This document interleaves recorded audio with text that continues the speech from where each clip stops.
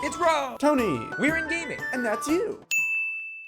Hello inmates and welcome back to the inn. I'm Rob, of course, our Warshak if you want to call me by my in-game name. And over the past couple weeks, since the release of Couple Wings thus far of One Night in Karazhan, we've received a number of comments asking us, hey, what do you think of the best cards that are, have come out, are going to come out? And what are some of the worst cards that you see that are in the set of One Night in Karazhan? So I've kind of put together our top 5 best and worst prediction video of One Night in Karazhan. So I'm pretty sure the best is going to come out first and then followed by the worst. Again, these are just my predictions as some of these cards aren't out yet. We're still in the midst of releasing Wings of One Night in Karazhan, but this is what I think of the cards. And then I would see maybe, I want to say in 2 months when things settle down a little bit, we'll be able to tell actually which cards are really good, which cards are bad, and what goes into what deck. So that video will come later. But to answer a lot of your questions, I'll do it in this video. So the first card I see a lot on ladder, has fit into a lot of different decks and has a ton of potential, is the Arcane Giant. This guy is the 12-drop 8/8, costs 1 less for each spell you've cast this game. This guy has a lot of potential to fit in a whole bunch of different decks, whether it's the Malagos Druid, Malagos Rogue, most Tempo Mage, but there's another Spell Mage running around.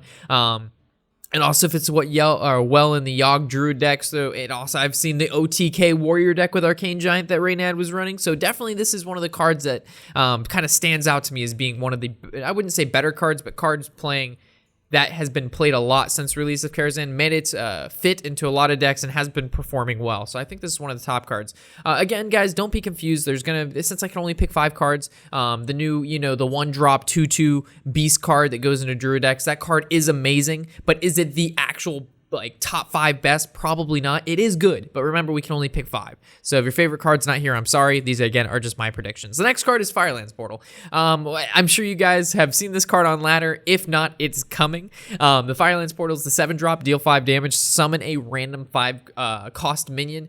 This is a huge flux in tempo for the mage. Not only can they kill one of your creatures, they can target a creature or your face. They're summoning a creature on top of that.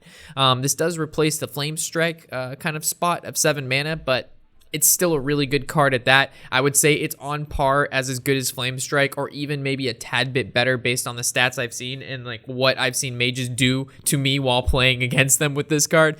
So it's definitely, I think, one of the better cards to come out of this adventure mode, considering it's almost found in every single Tempo Mage deck. So, yep, that would be another pick for me as a top 5. The next one's going to be Ivory Knight. So, I play a lot of Paladin, or have been playing a lot of Control Paladin, especially the N'Zoth Paladin and the Murloc Paladin. And this guy has come in clutch so many games, and he was actually seen a lot in the summer prelims this past weekend, if you guys tuned into that. And whether it's picking up a relatively, cheap heal if you don't get, the high drops you're looking for with the Discover, or you get an Anyfin that can happen, or a Lay on Hands, you're healing for a ton, and you're able to pick up another really valuable card. Because if you get the 3rd Anyfin can happen, and you're playing against a control deck, you basically have won that game, because there's no class that can handle 3 Anyfins can happen. And if you're playing N'Zoth decks and you pick up, a really good healing spell, or a really good draw mechanic, or the secret that you needed to bring back Tyrion, it's just one of those cards that is just, it creates a ton of value and creates a ton of plays for future turns in the game. So definitely one of my top picks. This card was actually overlooked a lot when we were doing our kind of reviews when they were first announcing the cards, and now that this card is actually seen play and it's done very well, that's why it's at the top of my top 5, because I've not only do I see it played on streams and it's done very well, but I've played it myself and it's done very well in those decks. And whether we released, by the time this video gets released, if our N'Zoth Murloc Paladin's out, we actually play 2 Ivory Knights in that deck. So very interesting stuff. All right, so the second to last is going to be the Warden. So this card, I haven't actually played with it yet, but if you look at what this guy does on paper, it's absolutely insane. A lot of people are like, well, you have to have a beast when you play it, or it's just a 6-drop 5/5. Well, let me tell you, a lot of the beasts, by turn 6, you'll probably have at least 1 beast down, whether it's a Mounted Raptor, a Stranglethorn Tiger, a Druid of the Claw. It doesn't matter. You're most likely at least going to have 1 beast that survives sometime in the game, and when that happens, you're going to be able to summon a 5/5 and then make a copy of the beast that you choose, that you know, make a copy of it with this guy's battle cry. And if you just happen to have Bran out, not to say that you know, you're going to be playing Bran in the beast deck, but if you happen to have Bran, it's almost like an instant win if your opponent does not have some form of huge field clear. So on paper, this card is really, really good. Whether it turns out to be really, really good or not, I don't know yet, as this is kind of just predictions.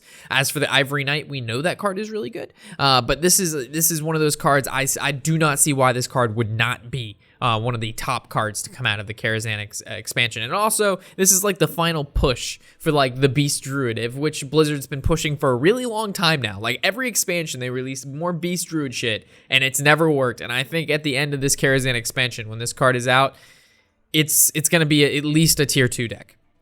And then our last card. I know you guys already know what card this is.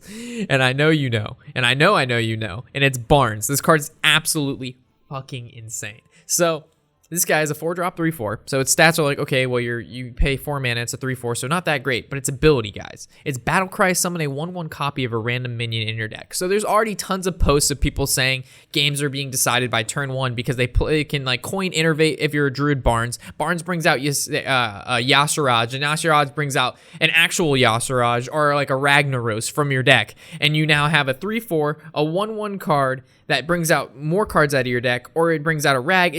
It's absolutely insane. So whether you're getting a Sylvanas, Tyrion, a draw mechanic, the worst case scenario is you're getting a 4-drop 4/5, which is a Chillwind Yeti, which used to be one of the best 4-drop plays.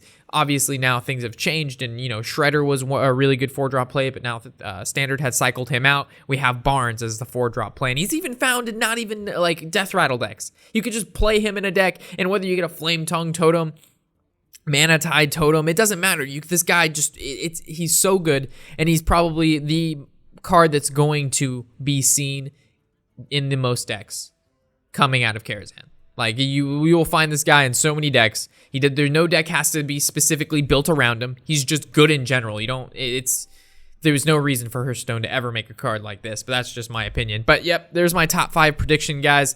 Let me know if you agree or disagree in the comment section below, or if I missed something. But I'm pretty sure I hit the nail on the head with most of these cards. As you know, how can you disagree with Barnes? Like, that guy is he's insane. He shouldn't be in the game, but that's just my opinion. We're gonna go and we're gonna hit off on the top 5 worst cards, which should be pretty funny. So if you hear me being a little bit salty about those cards, we'll see. We'll see what happens. But anyway, hopefully you've enjoyed. Let me know what you think in the comment section below. As always, I'm Warshak, of course, and happy whatever the hell day it is.